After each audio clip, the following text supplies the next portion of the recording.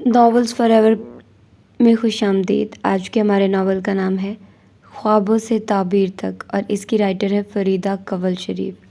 تو آئیے جلدی سے سٹارٹ کرتے ہیں اس ناول کو بغیر کسی دیر کے۔ تم بالکل پاگل لڑکی ہو اور ساتھ ساتھ میرا بھی دماغ خراب کرتی ہو۔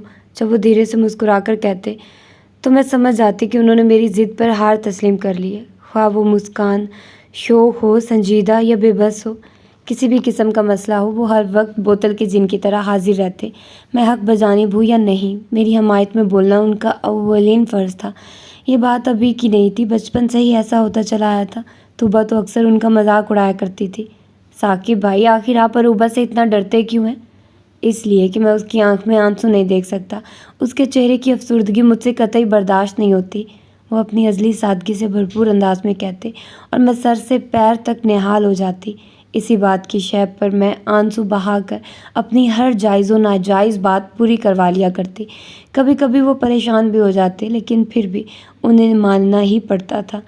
لیکن اس وقت یہی ایک جملہ سننے کے لیے میری سماعتیں بے تاب تھی کہ تم ایک پاگل لڑکی اور ساتھ ساتھ میرا بھی دماغ خراب کرتی ہو۔ مگر وہ مہر لب ہی رہے۔ میں استفہامیہ نگاہوں سے انہیں دیکھے گئی اور وہ مجھے افسوس اور حیرانی کے ملے جلے تاثرات سے تکے گئے۔ مجھے پورا یقین تھا وہ ضرور میری بات مان جائیں گے، لیکن وہ اسی طرح خاموشی سے کچھ دیر کھڑے رہنے کے بعد چھت سے نیچے جانے لگے۔ ہائے اللہ، اب میرا کیا ہوگا؟ میں تو مر ہی جاؤں گی۔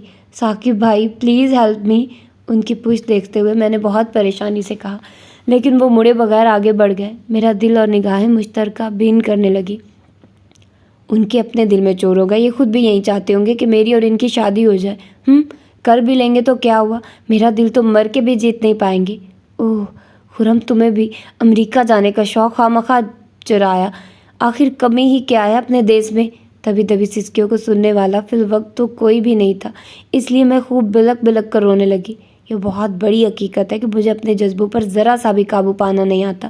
اگر میں کسی بات پر خوش ہوتی تو سارے گھر میں ناچتی پھرتی، گھر بھر تو کیا محلے بھر میں بھونچال آ جاتا، اور اگر میں اداس و پریشان ہوتی تو رو رو کر اپنے ساتھ سب کو، خاص طور پر ثاقب بھائی کو پریشان کر دیتی۔ زیادہ پارا ہائی ہوتا تو گھر کی چیزوں کی شامت آ جاتی۔ میں انتہائی شدت پسند لڑکی ہوں، اگر مجھے کوئی شے بھا جاتی تو اس کی تعریفیں کر کر کے سب کے کان کھا جاتی۔ میں سوچتی تھی کہ اگر مجھے کوئی شے پسند ہے تو سب کو بھی اس کی اہمیت کا اندازہ ہونا چاہیے۔ اپنی پسندیدہ شخصیت کے مقابل سے مجھے اللہ واسطے کا بیر ہو جایا کرتا۔ ایک بیچارے ثاقب بھائی تو جو بلا چو چرا میری فضول گفتگو کو بھی بڑے جذب کے عالم میں سنا کرتے تھے۔ غرض یہ کہ ہر معاملے میں حدود پار کرنے میں میرا کوئی ثانی نہیں تھا۔ جب میں بہت چھوٹی تھی تب مجھے اپنی استانی سے اتنا زبردست عشق ہو گیا کہ میں ان کی ہر ادا کو محویت سے تکتے رہنے کے باعث پڑھائی میں بالکل صفر ہوتی گئی۔ اماں کے سامنے ہر وقت میں اس کی گفتگو کرتی رہتی۔ اماں ہماری مس ایسے چلتی ہے، ایسے بات کرتی ہے، آج انہوں نے یہ کلر پہنا تھا، آج ان کا ہیئر اسٹائل ایسا تھا۔ بھرپور عشق کو دھچکا اس وقت لگا جب میری فیوریٹ ٹیچر نے اسکول کو خیر بات کہہ دیا۔ میں 5ویں جماعت میں تھی۔ مس کی جدائی پر اتنا روئی کہ سب پریشان ہو گئے۔ اس کے بعد بھی کئی دن تک بھیا میری مس کا نام لے لے کر مجھے تنگ کرتے رہے اور میں فوراً رونے لگتی۔ ان کی جگہ جو ٹیچر ہماری کلاس میں آئی مجھے اتنی بری لگتی تھی کہ انہیں چڑھانے کے لیے میں جان بوجھ کر ان کا دیا ہوا ہوم ورک نہیں کیا کرتی تھی۔ اماں اور ابا بہت فکر مند ہو گئے کہ میرا ہوگا کیا۔ پہلے محبت کی وجہ سے پڑھائی میں صفر تھی، اب نفرت کی وجہ سے صفر۔ انہوں نے اسکول سے نام کٹوا کر دوسری جگہ لکھوا دیا۔ وہاں پر دوستی کی ابتدا شروع ہوئی۔ حبیبہ اول روز سے ہی میری برابر والی سیٹ پر بیٹھتی تھی۔ اس قدر ذہین لڑکی میں نے پہلی بار دیکھی تھی۔ اس کی تقلید میں نے بھی پڑھائی پر توجہ دینی شروع کری۔ مجھے وہ اتنی اچھی لگتی تھی کہ میں دل جگر جان سب کچھ اس کے نام کر دینے پر تیار تھی۔ یہ بات ایک بار 6ٹھی میں خط لکھ کر میں نے اسے بتائی، جسے پڑھ کر وہ بہت ہنسی۔ قدرت کو اس کا اور میرا ساتھ میٹرک تک منظور تھا۔ اس کے ابو کا ٹرانسفر لاہور ہو گیا تو وہ چلی گئی۔ مجھے اپنا دل بہت خالی خالی محسوس ہوتا۔ کئی مہینوں تک میری بے کلی دیکھنے کے قابل تھی۔ اس کا خط ملنے پر میں خوب پھوٹ پھوٹ کر روتی، تنگ آ کر بعض اوقات اماں 2 ہتھڑ بھی لگا ڈالتی۔ ایسے وقت میں میرے معصوم سے کزن ثاقب بھائی نے میری دل جوئی کی۔ حالانکہ میری ان کی بہت بنتی تھی، لیکن میں انہیں زیادہ قابل اعتنا نہیں جانتی تھی، شاید اس لیے کہ وہ مرد ہو کر بھی جھک جاتے تھے اور میں عورت ہو کر بھی انہیں جھکا رہتی تھی۔ وقت اور مطلب پڑھنے پر ہی مجھے ان کی یاد آتی تھی، اور کسی کے ساتھ ہوں یا نہیں، لیکن ان کی دوستی کے معاملے میں انتہائی خود غرض واقع ہوئی تھی۔ انہی دنوں میرے بڑے بھیا کی شادی کے ہنگامے جاگ اٹھے۔ پھر کیا تھا، میری نئی نویلی بھابھی ہوتی اور میں اتنی پیاری اور نخریلی سی بھابھی کو گھنٹوں تکا کرتی، ان سے خواہ مخواہ کی باتیں کرتی رہتی، لیکن بھابھی کو مجھ سے کوئی خاص دلچسپی نہیں تھی۔ جتنا میں ان کے میکے جانے پر چڑھتی تھی، وہ اتنا ہی زیادہ جاتی تھی۔ اپنے کمرے کی کسی چیز کو وہ ہاتھ لگانے نہیں دیتی تھی۔ اس وقت مجھے پچھلے تمام لوگوں کی جدائی سے زیادہ دکھ ہوا تھا، جب وہ 2 سال کے اندر اندر بھیا کو لے کر الگ گھر میں شفٹ ہو گئی تھی۔ جاتے وقت بھیا سے لپٹ کر میں خوب روئی۔ ان کے جانے کی وجہ یہ تھی کہ ہمارا گھر چھوٹا تھا، بھابھی ٹھیک طرح یہاں ایڈجسٹ نہیں ہو پا رہی تھی۔ 2 سال کا عرصہ انہوں نے بڑی مشکل سے گزارا تھا۔ 2 سال میں 2 بچوں کی یکے بعد دیگرے پیدائش نے انہیں علیحدہ گھر لینے پر مجبور کر دیا تھا۔ ثاقب بھائی نے مجھے بہت دلاسا دیا۔ تو کیا ہوا، اگر وہ علیحدہ بھی ہو گئے، تمہاری اپنے بھیا کا گھر ہے، تم جب چاہو ان سے ملنے جا سکتی ہو۔ میں بھابھی، بھیا، مسنا اور مانو کے بغیر بالکل نہیں رہ سکتی ثاقب بھائی، خدا کی قسم مر جاؤں گی۔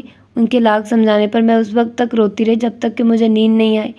اب میں کالج میں آ گئی تھی، انٹر بھی مکمل ہو چکا تھا۔ کئی دن تک بھابھی کا سوگ منانے میں کالج نہیں گئی۔ اس دن ہلکی ہلکی پھوار پڑ رہی تھی۔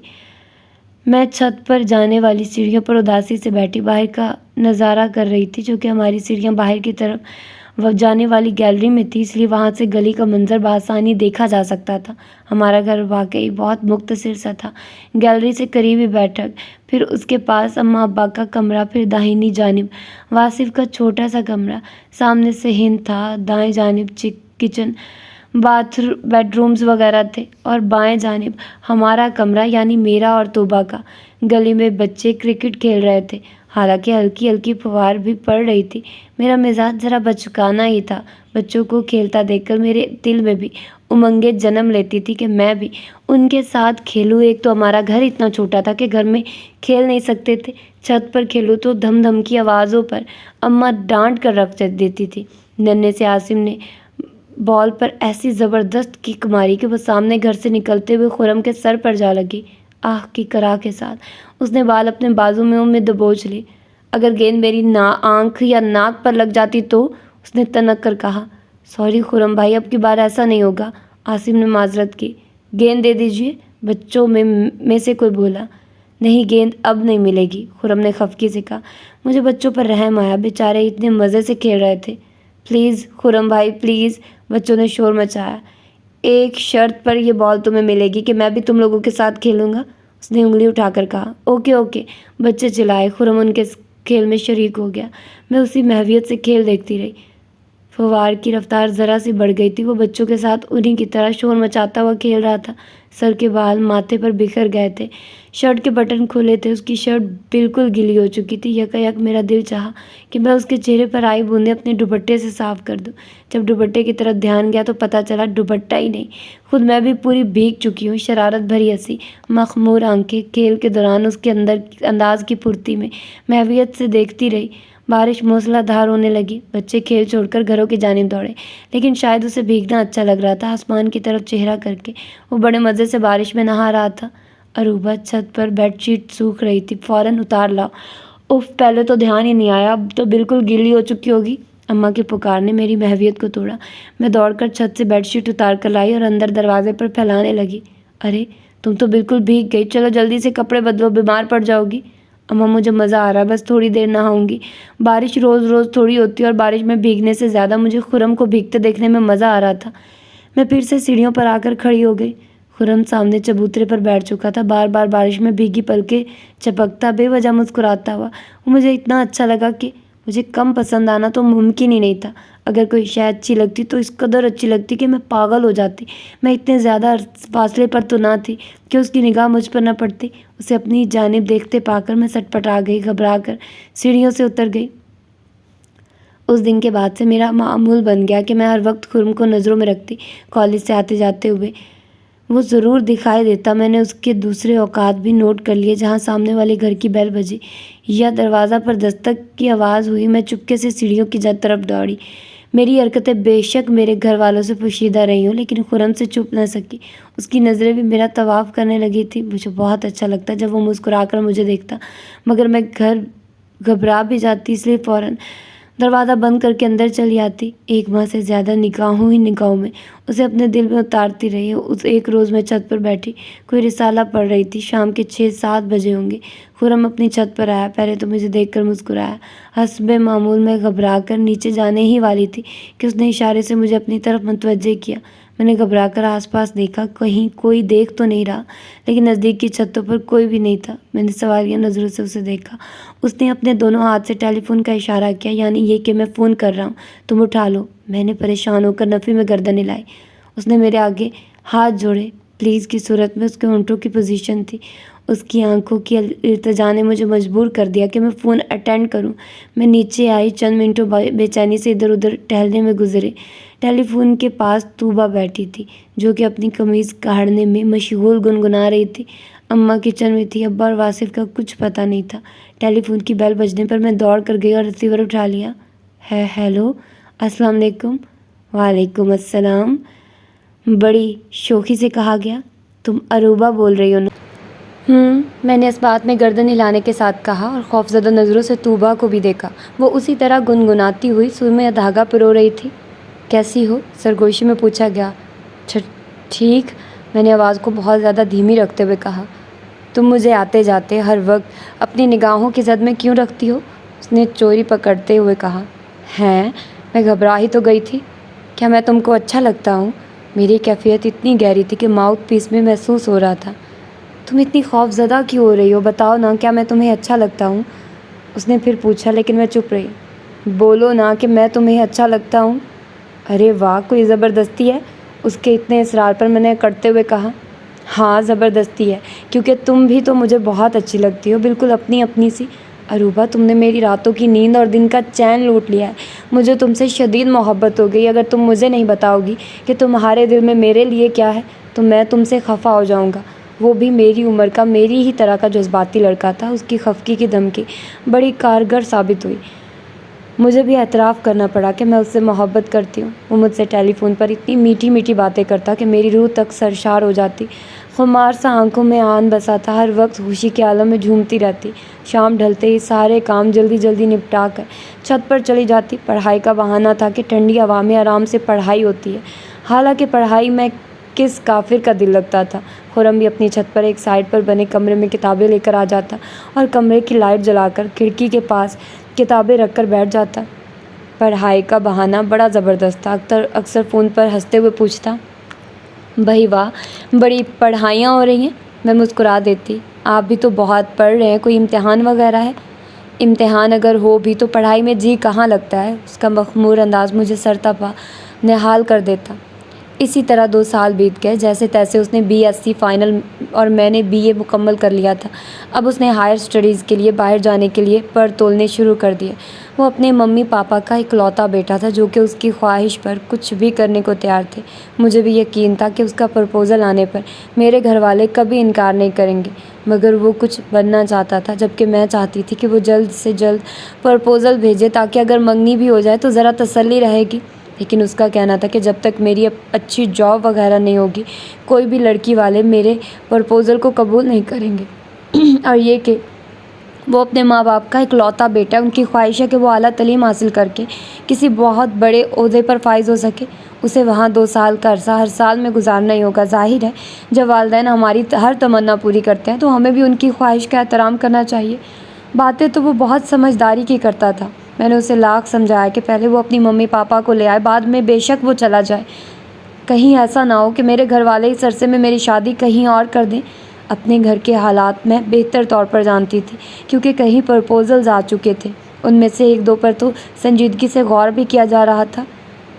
देखो अरूबा, सिर्फ BSc डिग्री के बलबूते पर रिश्ता भेजता हुआ क्या मैं अच्छा लगूंगा? पहले मैं कुछ बन जाऊं, अपने पैरों पर खड़ा तो हो जाऊं। सिर्फ 2 साल की तो बात है, मोहब्बत में तो लोग जान तक दे देते हैं। क्या तुम सिर्फ 2 साल मेरा इंतज़ार नहीं कर सकती? उसने समझाते हुए कहा। फिर भी अगर मंगनी वगैरह हो जाती तो? ओहो, कुछ नहीं होगा, तुम फिक्र मत करो।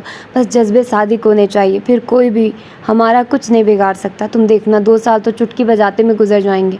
इसी तरह बहलावे देता हुआ वो तो चला गया और मैं यूं ही रोती रह गई। क्या क्या धमकियाँ भी दे डाली, लेकिन वो मेरा इंतज़ार करना कहकर चला गया। اگر ثاقب بھائی ہوتے تو آگ لگاتے پڑھائی کو، بلکہ امریکہ کو میری بات ہرگز نہیں ٹالتے۔ ساری ساری رات رو کر کٹ جاتی، نیند نہیں آتی۔ ٹیپ ریکارڈر کھولا تو اس میں بھی اتنا غمگین گانا بج رہا تھا، نینا برسے رم جھم پیا تورے آمن کی آس، نظر تجھ بن مچلتی ہے، محبت ہاتھ ملتی ہے، چلا آ میرے پروانے وفا کی شمع جلتی ہے، سونی سونی راہیں سہمی سہمی باہیں، آنکھوں میں ہے برسوں کی پیاس، نینا برسے۔ جل جل کر بھی دن گزر ہی رہتے، ہر ممکنہ طریقے سے آنے والے پرپوزلز کو ٹھکراتی رہتی۔ ایک دن تو ثاقب بھائی کے سامنے پھٹی پڑی، صاف صاف تو بتا نہیں سکتی تھی، لیکن جذبات پر کنٹرول نہ رکھنے والی عادت کی وجہ سے ان کے سامنے رو ہی پڑی۔ مجھے نہیں کرنی شادی وادی، جب میں کہہ رہی ہوں کہ میں پڑھنا چاہتی ہوں، مجھے ایم اے کرنے دیں۔ ثاقب بھائی میرے پیغام کے ساتھ اماں کے حضور پیش ہوئے۔ ارے واہ، جوان لڑکی کو اب میں گھر بٹھا کر رکھیں گے، جتنا پڑھنا تھا پڑھ لیا۔ لو جی، جب پڑھنے کے دن تھے تو پڑھائی میں جی نہیں لگتا تھا، اب کہتی ہے کہ پڑھنے کا شوق ہے۔ اماں نے ثاقب بھائی کو بھی درخور اتنا نہیں جانا۔ طوبہ بھی زور لگا کر دیکھ چکی تھی، واصف کو تو کسی کام سے خاص طور پر اس موضوع سے کوئی سروکار ہی نہیں تھا۔ اسی طرح ایک سال تو گزر ہی گیا۔ ایک دن تائی امی اور تایا ابا ثاقب بھائی کا پرپوزل لیے چلے آئے۔ بالا ہی بالا نہ جانے کیا طے ہوا، اس وقت تو مجھے پتہ ہی نہیں تھا، لیکن جب وہ لوگ چلے گئے تو طوبہ نے خوشی خوشی مجھے مٹھائی کھلاتے ہوئے بتایا، اچھا ہوا روبا، ثاقب بھائی اتنے اچھے ہیں، پتہ ہے انہیں تمہارے ایم اے کرنے پر بھی اعتراض نہیں ہے، تم شادی کے بعد بھی پڑھ سکتی ہو۔ پھر تو میرا دل چاہا کہ جو مٹھائی میں بے خبری میں کھا گئی ہوں نکال دوں، بہت غصہ آیا۔ ظاہر ہے تھوڑے بہت کی تو میں عادی ہی نہ تھی۔ اماں ابا تو فوراً راضی ہو گئے، جاب اچھی تھی، گھر بار اچھا تھا، صرف ایک نند تھی، ساس سسر بہت ہی اچھی عادت کے مالک اور دیکھے بھالے تھے۔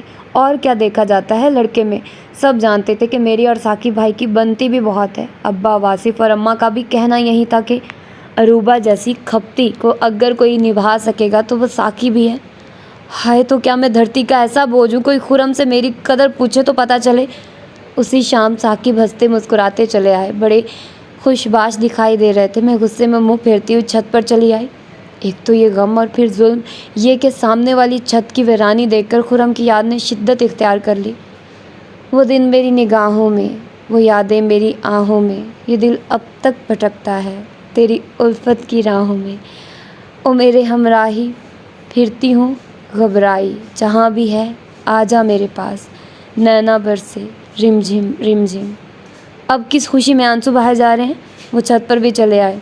دیکھو، تمہیں ٹیڑھے میڑے پرپوزل پسند نہیں تھے نا، آج ایک بہت اچھے سے اسمارٹ سے لڑکے کا رشتہ آیا ہے جو کہ تمہاری تمام توقعات کے عین مطابق ہے، تمہیں کوئی اعتراض تو نہیں؟ اف، یہ شوخ لہجہ انگارے کی طرح دل کو دہکا گیا۔ میں نے کوئی جواب دیا نہ ہی سر گھٹنوں سے اٹھایا۔ کیا ہوا روبا؟ ان کی ذرا سی ہمدردی نے پگھلا دیا، خوب چہکو پہکو رونا آنے لگا۔ ارے یہ کیا بھائی؟ انداز کچھ ایسا تھا کہ دیکھیے آنکھ سے آنسو نہ بہے ورنہ ہم پھوٹ پھوٹ کر رو دیں گے۔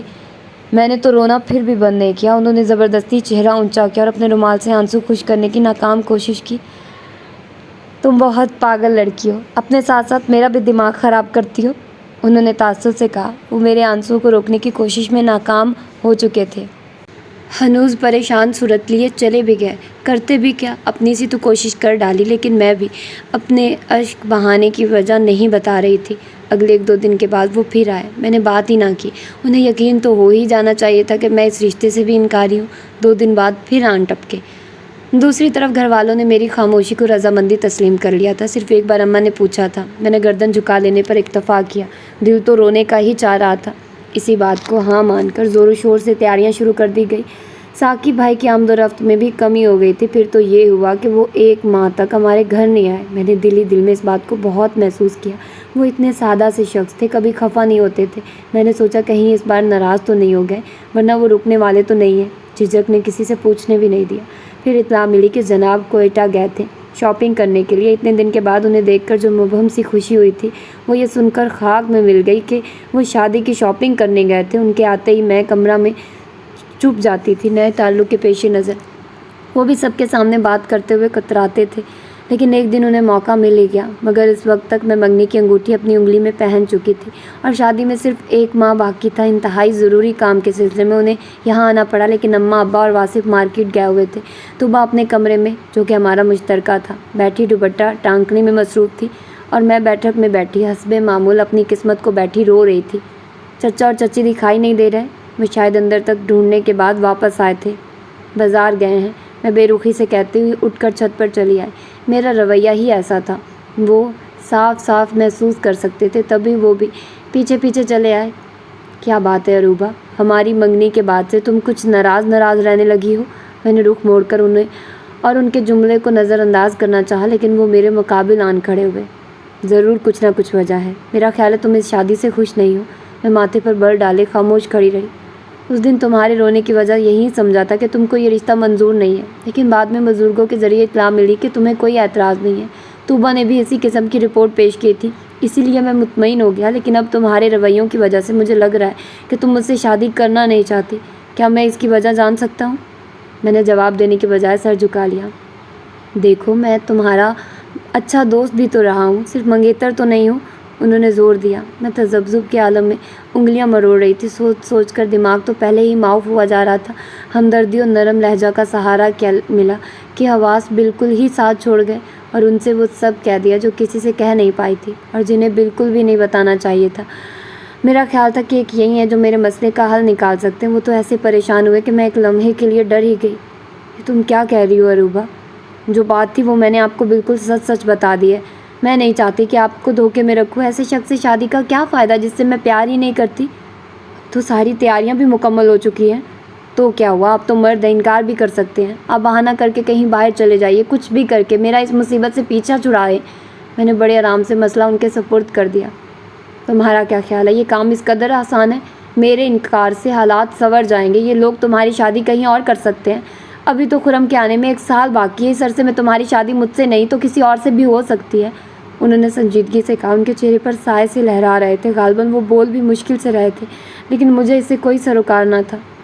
میرے انکار پر چچا اور ابو کے تعلقات بھی کشیدہ ہو سکتے ہیں، چلو میں ہر قسم کی قربانی دے ڈالوں، پھر بھی اگر تمہاری شادی کہیں اور کر دی جائے تو؟ اس نہج پر تو میں نے سوچا ہی نہیں تھا، اتنی تیاری ہو چکی تھی، ہر طرف خوشیوں کا عالم تھا، ایک اپنی خوشی کے لیے اتنا بکھیڑا کھڑا کیا جائے، لیکن یہ بھی تو مسئلہ ہے، میں بے وفائی کی مرتکب بھی نہیں ہو سکتی۔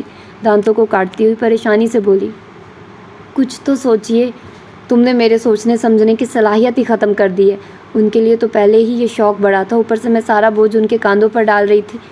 ایک کام ہو سکتا ہے ثاقب بھائی، میں نے پرسوچ انداز میں کہا۔ وہ کیا؟ آپ مجھ سے شادی کر لیں؟ ہیں؟ وہ اس پل میں تولا پل میں ماشا والی کیفیت پر حیران ہوئے۔ او ہو بھائی، آپ صرف معاہدے پر شادی کر لیں کہ 1 سال کے بعد جب خرم آئے گا تو آپ مجھے طلاق دے دیں گے؟ واٹ؟ وہ دم بخود ہی تو رہ گئے تھے، لیکن میں کیا کرتی، میرے ذہن میں اس سے اچھا آئیڈیا آ ہی نہیں رہا تھا۔ انتہائی متعجب اور غسیلے انداز میں مجھے گھورتے رہنے کے بعد وہ تعصب سے گردن ہلاتے ہوئے بولے، سالم لڑکی، یہ کوئی بچوں کا کھیل نہیں ہے، زندگی بھر کا معاملہ ہے۔ زندگی بھر کا کہاں، صرف 1 سال ہی کی تو بات ہے، میں نے شہادت کی انگلی اٹھاتے ہوئے کہا۔ کوئی مذاق ہے یہ کیا؟ پلیز، میں نے التجائی انداز میں ان کا بازو تھاما۔ مجھے معلوم تھا کہ وہ بس ابھی ہار مانتے ہوئے کہیں گے کہ تم ایک پاگل لڑکی ہو، اپنے ساتھ ساتھ میرا بھی دماغ خراب کرتی ہو، لیکن انہوں نے ایک جھٹکے سے بازو چھڑایا اور چلے گئے۔ تقریباً 15 دن میں بھلائی بھلائی ادھر سے ادھر پھرتی رہی، دل ہی دل میں خرم کو بھی خوب برا بھلا کہتی کہ پلٹ کر خبر تک نہیں لی، یہاں مجھ پر اتنی بڑی مصیبت آن پڑی ہے۔ خط وہ مجھے گھر کے ایڈریس پر لکھ نہیں سکتا تھا، لیکن ٹیلی فون تو کر سکتا تھا۔ کیا ہوا اگر میں فون نہیں اٹھاتی تو ایک کال ہی ضائع ہوتی؟ کنجوس، میرے لیے ٹرنک کال تک ضائع نہیں کر سکتا۔ رات 10 بجے ٹیلی فون کی بیل بجی، ابا نے ریسیو کیا تو کوئی بولا نہیں۔ مجھے خدشہ ہوا کہیں خرم تو نہیں، اس لیے اگلی بیل بجنے پر دوڑ کر فون اٹھا لیا۔ دوسرے ہی لمحے ثاقب کی آواز نے بدمزہ کر دیا، کہیے کیا کام ہے؟ میں نے تم سے رومانس لڑانے کے لیے فون نہیں کیا، بلکہ میں یہ کہہ رہا ہوں کہ مجھے تمہاری کمٹمنٹ منظور ہے۔ انتہائی کاردار انداز لیے میری سماعتوں میں رس گھولا اور اس کے ساتھ ہی سلسلہ منقطع ہو گیا۔ میں خوشی سے اپنے کمرے تک آئی۔ یاہو! فتح کے انداز میں نے مکہ بلند کیا اور دھم سے بیڈ پر گری۔ You are great Saqib! میں بھائی کا دم چھلا لگانے ہی والی تھی کہ طوبا، جو کہ دن بھر کی تھکی آ رہی 10 بجے ہی سونے لیٹ جاتی تھی، چڑ کر بولی، اپنے ہونے والے مجازی خدا کو بعد میں یاد کر لینا، پلیز سکون سے سونے دو۔ ساری رات کروٹیں بدلنے میں گزر گئی، لیکن خوشی سے نیند نہ آئی۔ یہ لاکھوں غم، یہ تنہائی، محبت کی یہ رسوائی، کٹی ایسی کہیں راتیں، نہ تم آئے نہ موت آئی۔ یہ بندیا کا تارا جیسے ہوا नगारा, मेहंदी मेरे हाथों की उदास, नैना बरसें रिमझिम रिमझिम। साकिब के रिश्ते की एक भाभी चंद शरारत भरी सरगोशियों के बाद घूंघट से मेरा सजा सवरा रूप ढांपती हुई कमरे में मुझे तन्हा छोड़कर चली गई। उनके जाते ही मैंने आओ देखा न ताओ सबसे पहले भारी भरकम दुपट्टा खुद से अलग किया और फिर नाक को नथ की कैद से बामुश्किल आज़ाद किया। फिर टीका और झूमर उतारे। मेरे हाथ अब बड़े बड़े बूंदों की जानिब थे कि दरवाज़ा खुलने की आवाज़ आई। मैंने फ़ौरन तकिए पर पड़ा दुपट्टा उठाकर गले में डाल लिया। हालांकि मैं साकिब की तरफ से बिल्कुल मुतमईन थी, लेकिन फिर भी बौखला गई। माहौल भी तो इस कदर ख्वाबनाक था। छत तो मसनूई गुलाबों से सजी थी, लेकिन सेज बिल्कुल असली और ताज़ा गुलाबों की थी। इतनी महक रही थी कि रूह तक मुअत्तिर हो जाए। इस पर यह तन्हाई, दिल की धड़कन बड़ी अजीब हो रही थी। कुछ भी सही, अब मैं उनकी मनकोहा तो थी। साकिब ने घड़ी और कला उतार कर साइड टेबल पर पटके और वार्डरोब से सादा सा शलवार कमीज़ निकालकर सूर तब्दील करने बाथरूम में चले गए। मैंने गहरी पुरसुकून सांस ली और उठकर अलमारी से अपने कपड़े निकाले, टिश्यू से मेकअप साफ किया। सारे जेवर तो उतार ही लिए थे, उन्हें दराज में रखकर स्टोर रूम में चली गई। काफ़ी बड़ा स्टोर है, मैं यहाँ बआसानी सो तो सकती हूँ। फिर पूरा जायज़ा लेकर मैं बाहर आई थी। वो सामने ही सोफे पर दोनों हाथों से सर थामे बराजमान थे। बेचारे बहुत परेशान लग रहे थे, इसलिए ज़रा हमदर्दी और शर्मिंदगी के मिले जुले तासुरात के साथ पूछा, आप मुझसे खफा तो नहीं है ना? गर्दन तो उन्होंने नफ़ी में हिलाई थी, लेकिन चेहरा कुछ और कहानी पेश कर रहा था। आई एम सॉरी, मैंने आपका दिल दुखाया है। I am really sorry. मैं ज़रा एहतियात से उनके सामने वाली मेज़ पर बैठ गई।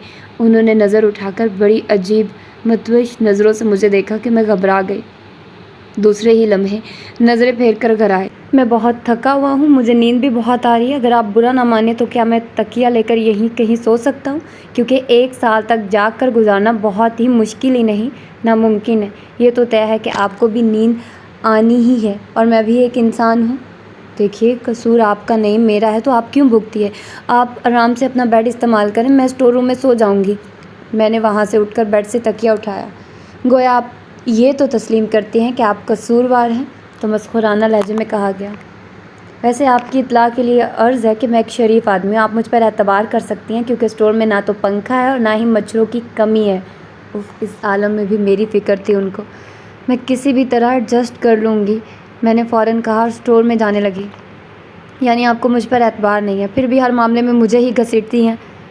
देखिए, आप जनाब करना बंद करें, मुझे ये इज़्ज़त बिल्कुल पसंद नहीं। पहले भी तो आप मुझसे बात करते थे कि अब आप मेरे दोस्त नहीं रहे हैं। मैंने खफगी से कहा, जी नहीं, अब हम दोस्त नहीं रहे। उनके कतई अंदाज ने मुझे जला कर रख दिया। मैं धड़े से दरवाज़ा बंद करती स्टोर में घुस गई।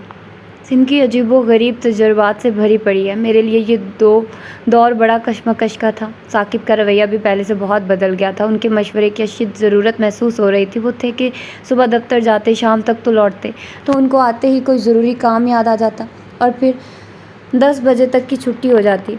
10 बजे आते और आते ही सो जाते। गैर ज़रूरी तो क्या, काम की बात भी कम करने लगे थे। इस रवैये ने मुझे बड़ी उलझन में मुब्तला कर दिया था, क्योंकि मैं उनके नरम लहजे की आदी थी। सख्त तो वो अब भी नहीं थे, बज़ाहिर तो सब कुछ दुरुस्त था। औरों के सामने वो ऐसी अच्छी अदाकारी करते कि कोई चाहने वाला शौहर भी क्या ही करता होगा। मैं हर वक्त यही सोचती रहती कि मैं तलाक लेकर जब घर लौटूंगी तो क्या तौजीह पेश करूंगी। मेरा शौहर अच्छा आदमी नहीं था।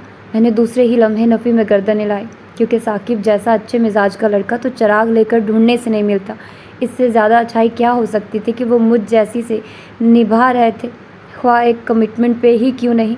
अगर मैं किसी से कहूँगी कि मेरा मियाँ मुझ पर जुल्म करता था, तो सबूत क्या दूँगी? कोई एतबार ही नहीं करेगा।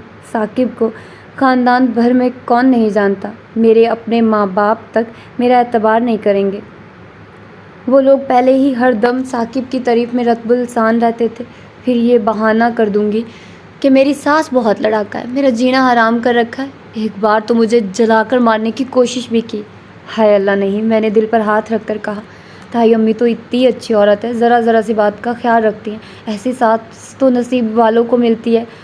अगर खुरम का मामला ना होता तो ये घराना बुरा हरगिज़ नहीं है। मैं यहाँ बआसानी एडजस्ट कर सकती थी। इतनी प्यारी सी सास पर इतना घटिया इल्ज़ाम कैसे लगाऊँ? ये आइडिया बहुत फजूल है। तो फिर ससुर की ज़ात को निशाना क्यों ना बना लिया जाए? उफ़, वो तो मेरे ताया अब्बा हैं। मैंने सर को दोनों हाथों में थाम लिया। जब भी अब्बा की याद आती है, ताया अब्बा को देखकर सुकून हो जाता है। किस कदर शफीक है। तो फिर सिब्बी, मेरी इकलौती नंद, बड़ी मासूम भोली भाली सी, जो दिन रात मेरे गिर्द चक्कर काटती रहती है, घंटों मुझसे प्यारी प्यारी बातें करती है। मुझे वो दिन याद आया जब मैं भी अपनी भाभी के इसी तरह नाज उठाया करती थी। मुझे कितना दुख हुआ था जब भाभी और भैया अलग हो गए थे। इस इक़दाम का सिब्बी पर क्या असर होगा? बेचारी मुझे काम के लिए हाथ नहीं लगाने देती, बल्कि मेरी ज़ाती काम भी वो दौड़ दौड़ कर किया करती। अरे तो फिर क्या मैं ये पॉइंट उठाऊँ कि मुझे साकिब पसंद नहीं है और मैं खुरम से प्यार करती हूँ, इसलिए मैंने तलाक ले ली? लोग क्या कहेंगे कि मैं इतनी सतई औरत हूँ, जुमा जुमा 8 दिन के इश्क के पीछे उम्र भर का बंधन तोड़ कर आ गई। मुझे वो दिन याद आया जब हमारी पड़ोसन जीनत खाला की बेटी रानी तलाक लेकर मैके आई थी। उसके अपने मैके में उसकी इज्जत 2 कौड़ी की भी नहीं रही थी। बाहर वाले तो न जाने क्या क्या कहा करते थे, खुद मैंने भी बढ़ बढ़ कर कहा था। औरत चाहे तो क्या नहीं कर सकती, मर्द के मिजाज तक को बदल सकती है। अगर रानी बाजी खुद निभाना चाहती तो उसकी क्या हिम्मत थी कि वो तलाक दे देता। औरत को तो कदम कदम पर झुकना पड़ता है। ये अकड़ फ़ोन तो जान तक ले छोड़े। अरे ये खुद ही ऐसी वैसी होंगी, याद नहीं? महीना महीना 2 दिन महीना मैके आकर बैठी रहती थी। हालांकि उनका शौहर उनको मारता पीटता था, कमा कर ला के नहीं देता था। भूख और गुर्बत से छुटकारा की खातिर वो तलाक लेने पर मजबूर हो गई थी। मैंने तो उस वक्त बड़े धड़ल्ले से कह दिया था। भूखी रहकर भी औरत को गुजारा करना पड़ता है। अगर दिन रात मियाँ की जी हजूरी करती तो क्या मजाल थी उसकी कि वो उन्हें तलाक दे देता। मुझे रानी बाजी पे बहुत ज़्यादा रहम आया। दुनिया की सबसे मजलूम औरत या तो वो लगी या मैं खुद। उन्होंने तो ऐसे आदमी के साथ भी 10 साल गुजार दिए थे। क्या मैं इतनी गई गुजरी हूँ कि महज 1 साल भी गुजारा न कर पाऊँ? अरे लोग तो यही कहेंगे कि मैं ही बुरी हूँ। लोगों की बातें सोच सोच कर मेरा दिमाग शल होने लगा था, लेकिन कोई हल नज़र नहीं आया। इसी शशोपंज ने मुझे खुरम के बारे में सोचने का मौका नहीं दिया। साकिब का वही मामूल था। सुबह 7 बजे जाग जाते, स्टोर का दरवाज़ा खटखटाते। उन्होंने स्टोर में टेबल फ़ैन भी लगवा दिया था, फिर भी मच्छर तंग करते थे। मैं स्टोर से निकलती, वो बाथरूम में चले जाते। हम एक साथ नाश्ता की मेज़ तक पहुंचते। इस दौरान हमारे मबैन कोई गैर ज़रूरी गुफ्तगू नहीं होती थी। वो दफ्तर चले जाते थे और मैं घर के कामों में या कोई रिसाला या टीवी देखने में मगन हो जाती। कभी कभार मैं साकिब या ताई अम्मी के हमरा अम्मा के घर चली जाया करती थी। 1-2 दिन ठहर कर वापस आ जाती या कभी साकिब के साथ जाकर उसी वक्त लौट आती। गाड़ी में वो बिल्कुल भी कोई बात नहीं करते। मैं ही कुछ बोलती तो हूँ हाँ में जवाब दे देते। मुझे इस खामोशी से वहशत होने लगी थी। मैं तो उनकी खफगी भरे तासुरात के बावजूद बोलती रहती। कुछ नहीं तो ड्रामे या फिल्म की स्टोरी ही लेकर बैठ जाती।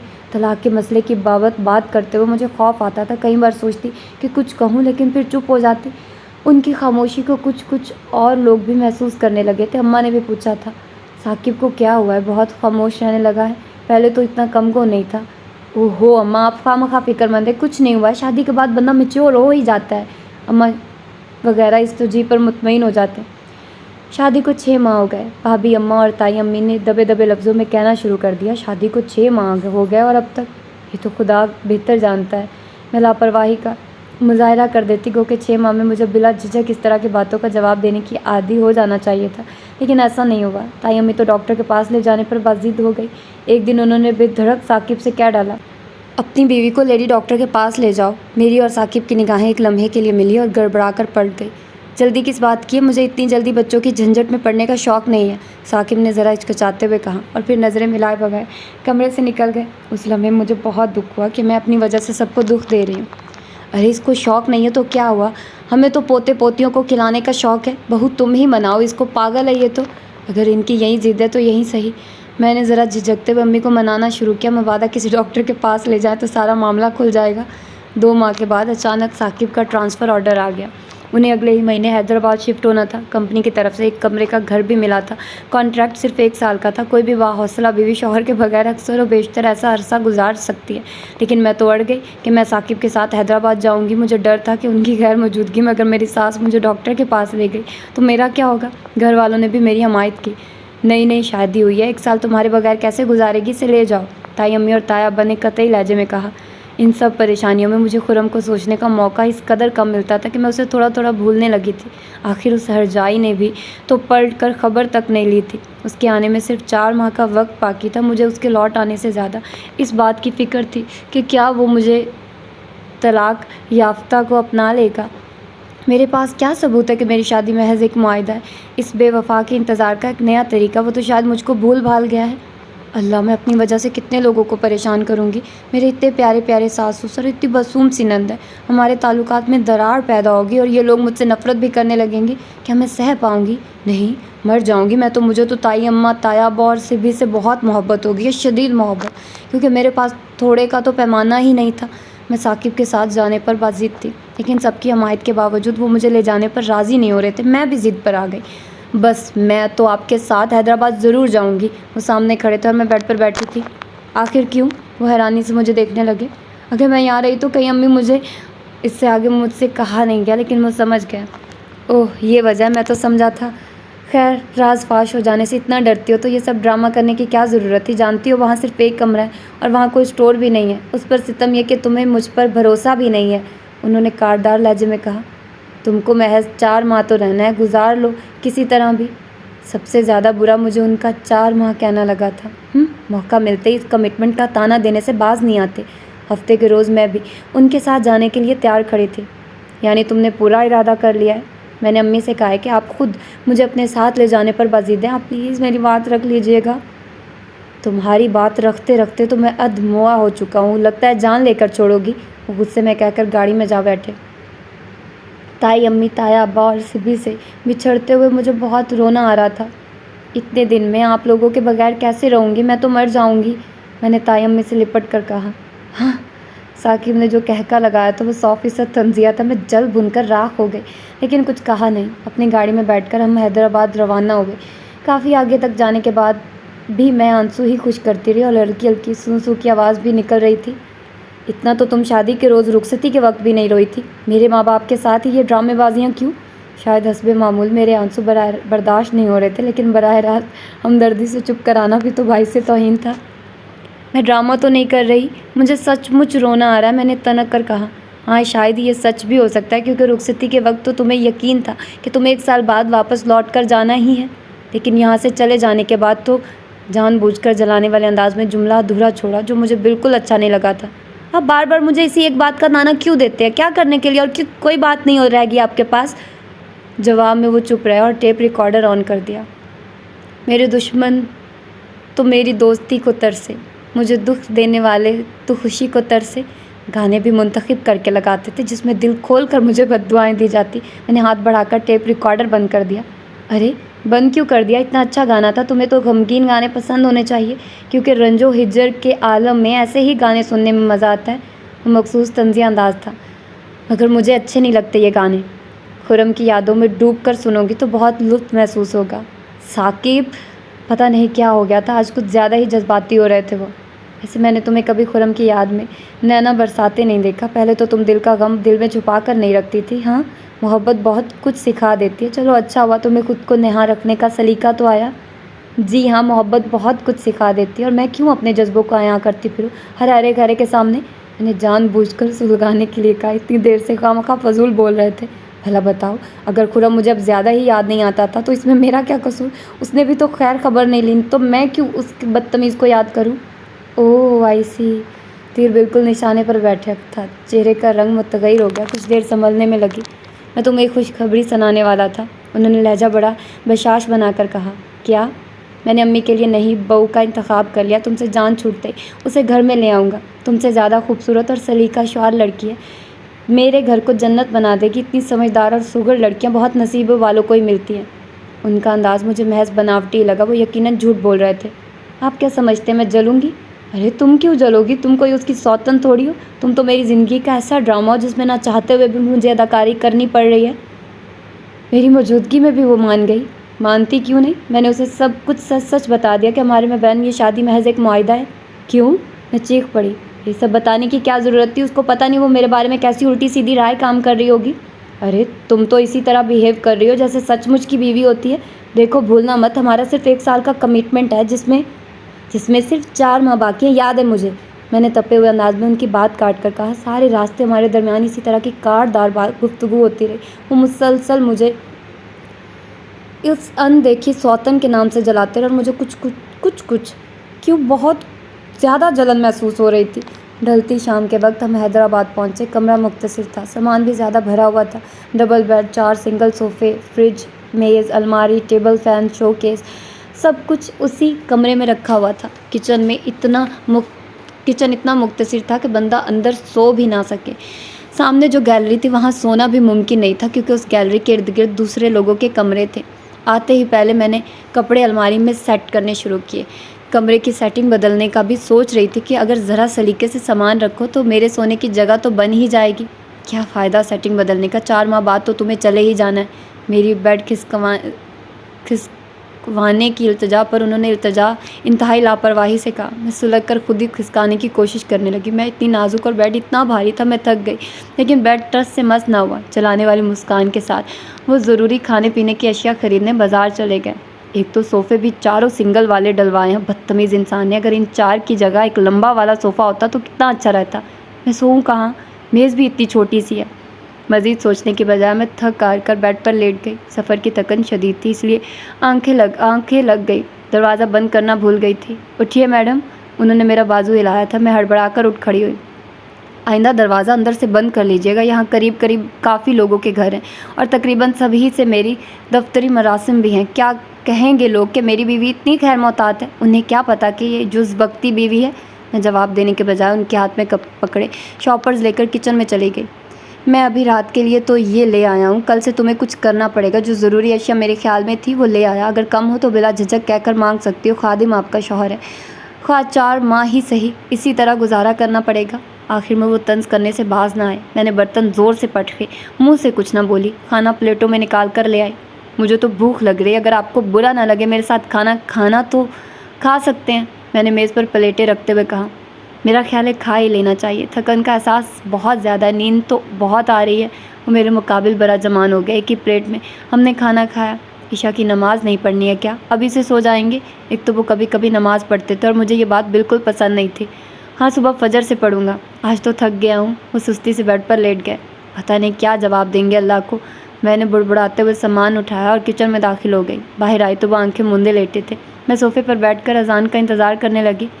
यकीनन बहुत थक गए होंगे, इतना लंबा सफ़र तय करने के बाद। आते ही बाज़ार चले गए थे बेचारे। थके थके से सोए वजूद के बिखरे बालों पे उंगलियां फेरने का दिल चाहा। फिर मैंने फ़ौरन सर झटक दिया। अज़ानें भी हो गई। मैंने नमाज़ पढ़ी। नमाज से फारिग हो चुकी तो आंखें नींद से बोझल हो रही थी और बेड के अलावा सोने का कोई ठिकाना ना था।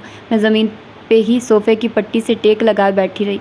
आंखें बंद हो रही थी। शायद वो अभी पूरी तरह नींद की वादियों में गुम नहीं हुए थे, इसीलिए मेरे गश खाते वजूद को देख कर बोले, यहाँ तो कोई स्टोर रूम नहीं है। गालबन ज़ेरे लब मुस्कुरा रहे थे। मैं क्या करूँ, मैंने बेचारगी से कहा। मुझ पे एतबार करना पड़ेगा, बेड खासा वसी है। मुझे झिझकते हुए बेड पर आना ही पड़ा। वो रुख मोड़ कर लेट गए।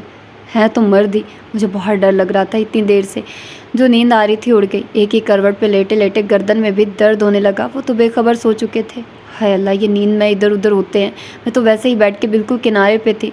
ज़रा जो पीछे खिसकी धड़ से नीचे गिर गई। मेज़ का कोना ज़ोर से लगा। हाय हुई, मुझे अपनी बेबसी पे रोना आ गया। उठकर बेड की दूसरी तरफ जा लेटी जहाँ पहले वो थे। इस कश्मकश में नींद आ गई। तकरीबन रात के 3 बजे होंगे जब मुझे अपने ऊपर भारी एक चीज़ का एहसास हुआ। मैंने घबराकर आंखें खोली तो ये साकिब का बाजू था। वो बहुत गहरी नींद और बेखबरी के आलम में थे। मैं चाहती तो हाथ झटक भी सकती थी, लेकिन मुझे ये पनाह बहुत लतीफ़ सी महसूस हुई। मैं अपने दिल में गुदगुदी सी महसूस करने लगी थी कि उन्होंने इसी नींद में अपना बाजू हटाकर रुख मोड़ लिया। न जाने मुझे क्यों लगा कि मैं फिर से तन्हा हो गई हूँ। थोड़ी देर कबल महसूस होने वाली खूबसूरत बात ने मुझे फिर सोने न दिया। मैं इस इंतज़ार में आंखें खोले लेटी रही कि साकिब की कुर्बत ख्वाह बेखबरी में ही सही दोबारा मुझे पुकारेगी, लेकिन ऐसा ना हुआ। हत्ता कि फजर की अज़ानें हो गई। मैंने बैठकर उनके बाजू को ज़ोर से हिलाया। नमाज़ पढ़ेंगे क्या? हैं? उन्होंने आंखें ज़ोर ज़ोर से मली, जमाई ली और फिर हैरानी से बोली, तुम इस तरफ कैसे आ गई? खिसक खिसक कर नीचे जा गिरी थी, इसलिए उठकर इधर आना पड़ा, मैंने ज़रा खफकी से कहा। ओह, उन्होंने बामुश्किल अपनी मुस्कान को रोका। आई एम सॉरी, फिर संजीदगी से कहा। इट्स ओके, मैंने बड़ी रवानी से कहा। एक लम्हे को वो भौंकचा रह गए। No, it is not okay. वो उठकर वॉशरूम में चले गए। It has been okay. उनके जाने के बाद मैंने वॉशरूम के बंद दरवाजे को देखकर कतियत से कहा। वो सुबह बड़ी अजीब सी थी। मुझे अपनी शख्सियत में तब्दीली महसूस हो रही थी। नाश्ता तो मैं कब का तैयार कर चुकी थी। जब वो तैयार हो रहे थे मैं टिकटिकी बांधे उन्हें तकती रही। लंबा चौड़ा वजूद, सावली सलोनी रंगत, सतवा नाक, भूरी भूरी आंखें, चेहरे पे बला की संजीदगी और बुर्दबारी, ब्लैक पैंट, आसमानी शर्ट और टाई में वो बड़े खूबरू लग रहे थे। کتنے بجے گھر واپس آئیں گے؟ تم کہو تو دیر سے آیا کروں گا، میری موجودگی تمہیں گوارا تو ہوگی نہیں۔ آپ میری بات کا جواب ہمیشہ الٹا ہی کیوں دیتے ہیں؟ میں تو اس لیے کہہ رہی تھی کہ میں اکیلی یہاں بور ہوتی رہوں گی۔ میں تو پہلے ہی تمہیں ساتھ لانے سے انکاری تھا، ہر بار غلطی تم کرتی ہو اور مجھے بھی ساتھ بھگتنا پڑتا ہے۔ ساری رات سونے نہ دیا، نہ خود سوئی، جانے کس گناہ کی سزا ہو تم۔ اللہ کتنے جھوٹے ہیں، ساری رات تو خراٹے لیتے رہے، فجر کے وقت اٹھنا برا لگ رہا ہوگا۔ مجھے بڑا غصہ آیا، یہ بھی کوئی زندگی، ہر وقت تانے سننے کو ملتے رہتے ہیں۔ تم جب چاہو میں تمہیں اس زندگی سے آزاد کر سکتا ہوں، پھر خوشی خوشی رہنا اپنے خرم کے ساتھ۔ یہ لفظ اپنے خرم مجھے تڑپا گیا، آنکھوں سے آنسو بھی جاری ہو گئے۔ خرم خرم خرم، کیا یہ ضروری ہے کہ آپ میری زندگی کی ذرا سی بھول پہ ہر وقت یہ نام میرے سامنے دہراتے رہیں؟ خرم نہ ہوا میری سوتن ہو گیا۔ اتنی بڑی غلطی تو نہیں ہے یہ کہ جس کی آپ اتنی سزا دیتے ہیں مجھے۔ محبت غلطی ہی ہوا کرتی ہے اور غلطیوں پہ سزا ملتی ہی ہے۔ تمہاری غلطی کی سزا میں بھی بھگت رہا ہوں، جانے کب جان چھوٹے گی اس عذاب سے۔ وہ اسی طرح غصے میں بھناتے ہوئے دفتر چلے گئے، ناشتہ بھی نہیں کیا۔ اتنی پریشانی مجھے زندگی بھر میں کبھی نہ ہوئی تھی جتنی اس بار ہوئی۔ پڑوس والے بھی عجیب لوگ تھے، ملنے بھی نہیں آئے، سارے دن گھر میں بور ہوتی رہی۔ رات کو بھی وہ دیر سے آئے، اس وقت رات کے 9 بجے تھے، آتے ہی سونے لیٹ گئے۔ کھانا شاید باہر سے کھا کر آئے ہوں گے۔ ایسی بھی کیا بے رخی، یہ بھی نہیں پوچھا کہ تم نے کھانا کھایا یا نہیں۔ میں بھی انتقاماً بھوکی ہی سو گئی۔ صبح میرا وجود بخار میں بھنک رہا تھا، جسم کے درد کی وجہ سے مجھ سے ہلا تک نہیں جا رہا تھا۔ ناشتہ کیا خاک بناتی اس بخار کی وجہ، شاید مسلسل اعصابی تناؤ تھا، ہلکی ہلکی کپکپاہٹ ہو رہی تھی۔ اوہ مائی گاڈ، کیا ہوا تمہیں؟ انہیں مجھے دیکھ کر ہی میرے بخار کا اندازہ ہو چلا تھا۔ میرے ضبط کے بندھن تو ویسے بھی بہت کمزور تھے، آنکھیں جل تھل بہنے لگی۔ انہوں نے پریشانی سے ماتھے پر ہاتھ رکھا۔ اوہ اتنا تیز بخار ہے تمہیں؟ کچھ دیر سوچتے رہے، پھر فریج سے ٹھنڈا پانی نکالا اور برف ملا کر سر پر پٹیاں رکھنے لگے۔ خود ہی چائے بنائی، ٹیبلٹ دی۔ پتہ نہیں کب سے تمہیں اتنا تیز بخار ہو گیا، مجھے جگا ہی دیتی۔ مجھے ان کی یہ پریشانی بہت اچھی لگ رہی تھی، دل چاہا میں یوں ہی بیمار رہوں اور ان کی توجہ کا مرکز رہوں، خواہ اس کے لیے مجھے بستر مرگ پر ہی کیوں نہ جانا پڑے۔ وہ مجھے دوپہر تک قریبی کلینک لے گئے۔ آپ نے کھانا کھایا؟ میں نے؟ اوہ دھیان ہی نہیں رہا، تم یہ دودھ ختم کرو، میں کچھ نہ کچھ کھا ہی لوں گا، پہلے تم تو ٹھیک ہو جاؤ۔ میری علالت نے ان کے لہجے کو نرم کر دیا تھا۔ ان 4-5 دنوں میں انہوں نے روز شام کی سیر کروائی، رات کو بار بار جگا کر پانی مانگتی، کبھی کمبل مانگتی، بیچارہ فوراً اپنا کمبل میرے حضور پیش کر دیتے۔ بڑا مزہ آ رہا تھا ان سب باتوں میں۔ مجھے روزانہ انجیکشن لگوانے پڑ رہے تھے اور بازو شل ہو گئے۔ سنیے، مجھ سے بال نہیں سلجھ رہے ہیں۔ میں برش ہاتھ میں پکڑے بیٹھی تھی۔ کیوں؟ انجیکشن لگوانے کی وجہ سے بہت درد رہنے لگا ہے، پلیز ذرا مدد کر دیں۔ کھلا رہنے دو، مجھے دفتر سے دیر ہو رہی ہے۔ پلیز ثاقب۔ انہیں ناچار آنا پڑا، میرے ہاتھ سے برش لے کر میری پشت پر پڑے بال سلجھانے لگے۔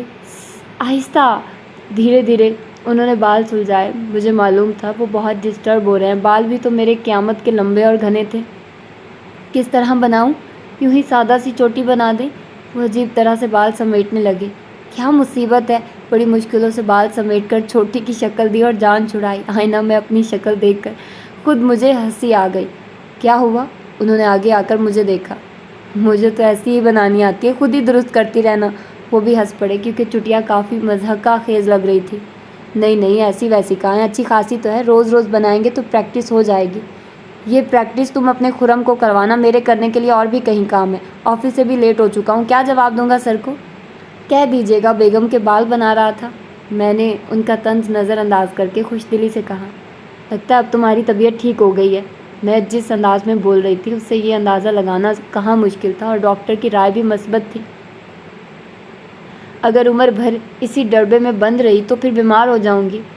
عمر بھر کہاں، صرف 4 ماہ ہی تو ہیں۔ انہوں نے وہیں راگ الاپنا شروع کیا۔ میں نے خاموش رہ جانا بہتر سمجھا، مزید جھگڑا ہونے کا امکان تھا۔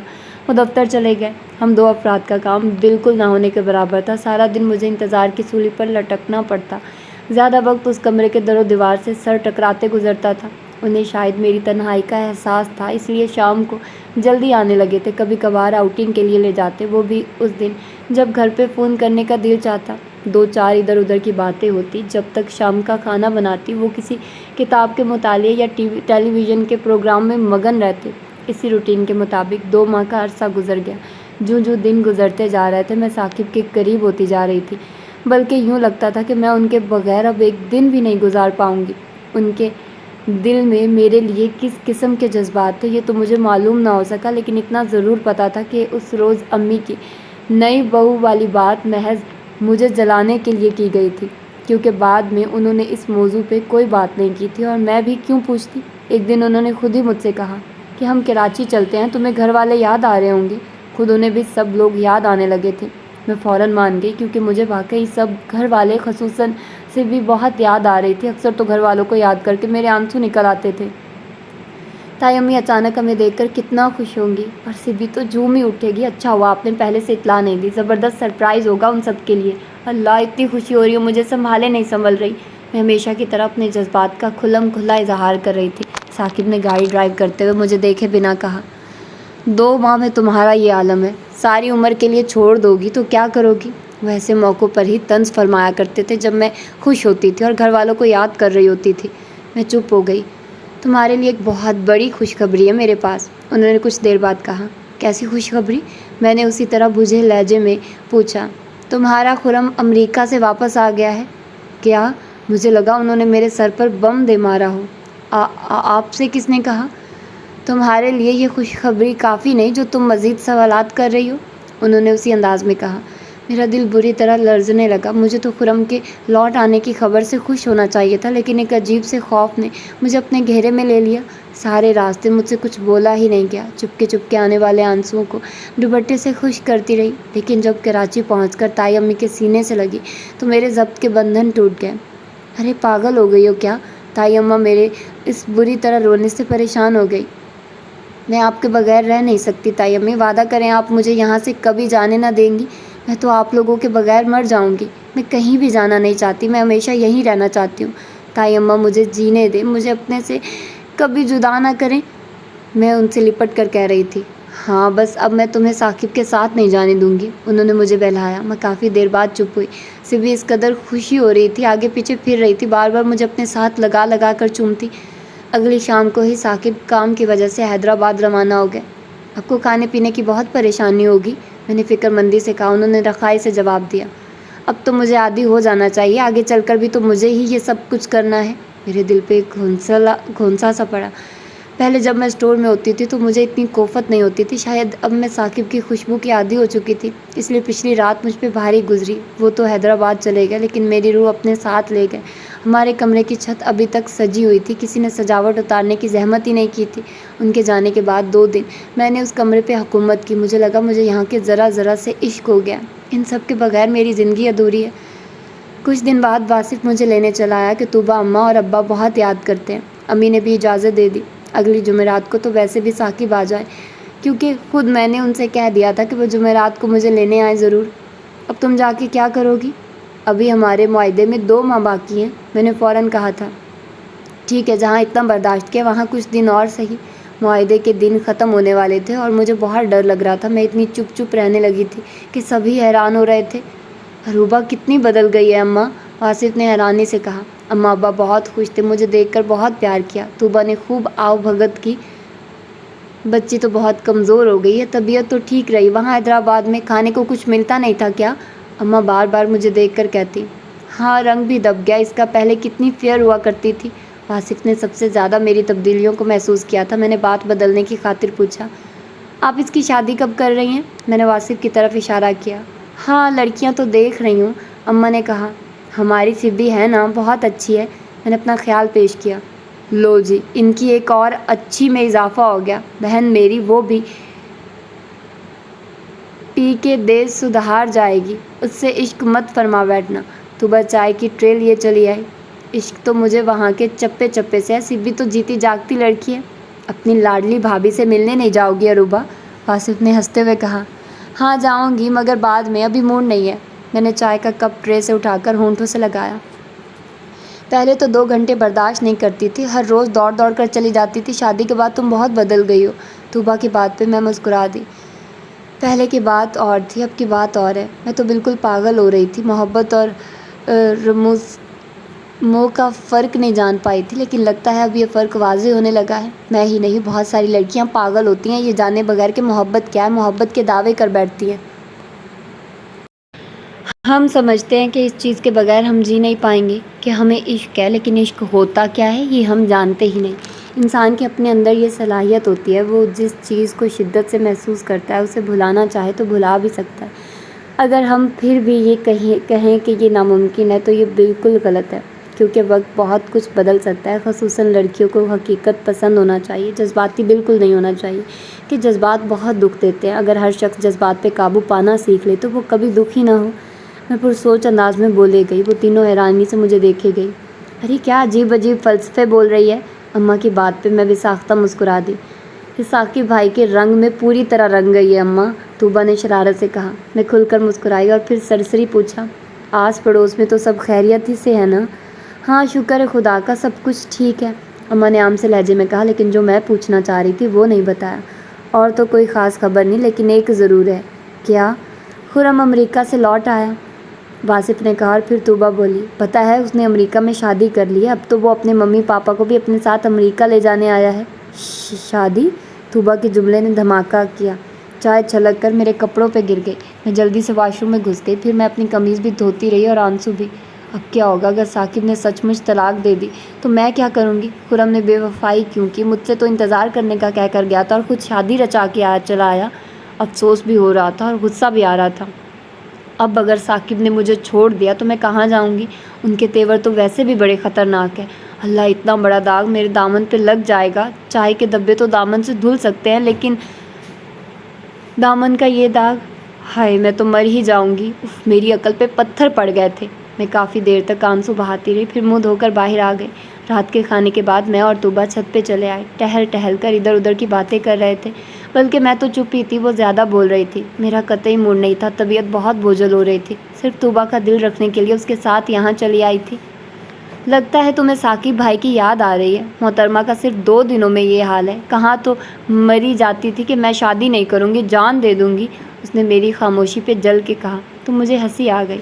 ہنستے ہنستے میری نگاہ سامنے والی چھت پہ گئی، جہاں کے کمرے کی لائٹ ابھی ابھی آن ہوئی تھی اور کوئی کھڑکی میں آ کر کھڑا ہوا تھا۔ وہ بلا شبہ خرم تھا اور ہماری ہی جانب متوجہ تھا۔ کتنا بدل گیا تھا وہ، بہت سوبر لگ رہا تھا، رنگ بھی پہلے سے نکھر گیا تھا، مگر مجھے بہت برا لگا، بے وفا کہیں کا۔ چند ثانیوں کے بعد میں نے نیچے کی راہ لی۔ طوبیٰ میرے اچانک نیچے چلے آنے پہ چراغ پا ہو رہی تھی۔ اتنا مزہ آ رہا تھا ٹھنڈی ہوا میں۔ پہلے تو تم ہر وقت چھت پہ چڑھی رہا کرتی تھی، بلاتے تھے تب بھی واپس نہیں آتی تھی۔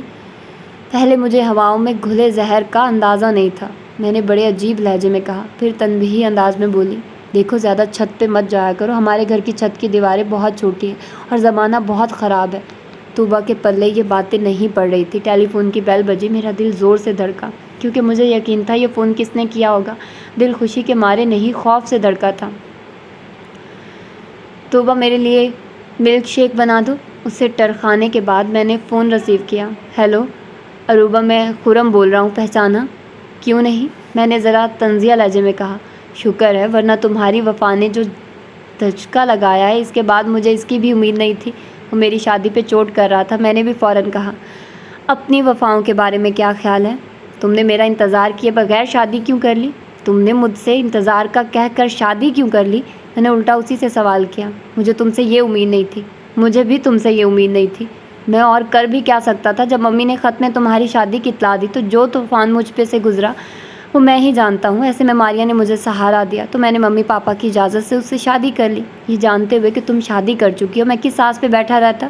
اس کا کہنا بھی بجا تھا، اسے کیا معلوم تھا کہ میں نے یہ شادی صرف ایک کمٹمنٹ کے تحت کی تھی، میں نے تو اس کا انتظار کرنا چاہتی تھی۔ میں اب کیا صفائی پیش کروں خرم، تم کو اعتبار نہیں آئے گا اور اب تو بالکل بیکار ہے۔ پھر بھی اتنا ضرور کہوں گی کہ میں بھی غلطی پر تھی اور تم بھی مرد ہو، تم پہ کوئی فرق نہیں آئے گا، لیکن میری تو زندگی بھی تباہ ہو سکتی ہے، اس کے ذمہ دار تم نہیں میں خود ہوں۔ اور میں نے سلسلہ منقطع کر دیا۔ بار بار بیل بجتی رہی، لیکن میں نے ریسیور اٹھا کر ایک طرف رکھ دیا۔ اب اس سے بات کرنے کا کوئی فائدہ نہیں تھا۔ اب نہ تو وہ کچھ کر سکتا تھا نہ میں۔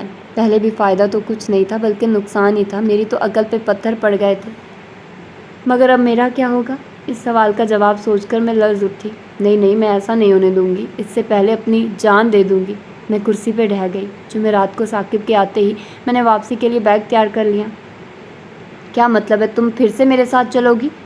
اور نہیں تو کیا، اس بار میں اپنی ازلی ہٹ دھرمی کا مظاہرہ نہیں کرتی تو کام نہیں بنتا۔ کیوں، اب تو خرم آ گیا ہے؟ مجھے پتا تھا وہ یہیں کہیں گے۔ آ گیا ہے تو کیا ہوا؟ میں نے لاپرواہی سے کہا۔ ہوا کیوں نہیں کچھ، بس اب معاہدہ ختم ہونے والا ہے۔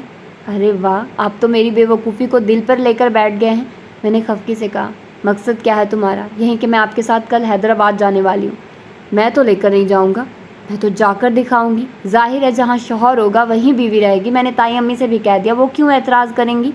ہم دونوں بہت دیر تک اس موضوع پہ بحث کرتے رہے۔ حل یہی نکلا کہ میں فی الحال تو ان کے ساتھ جاؤں گی۔ رات کو اسٹور کے بجائے جب میں بیڈ پر ہی سو رہی تھی تو وہ آگ بگولا ہو گئے۔ میں نے بھی ضدی لہجے میں کہا، میں وہاں نہیں سو سکتی، اتنے بڑے بڑے مچھر کاٹتے ہیں، نیند نہیں آتی۔ تو میں کیا کروں؟ آپ چپ چاپ سو نہیں سکتے؟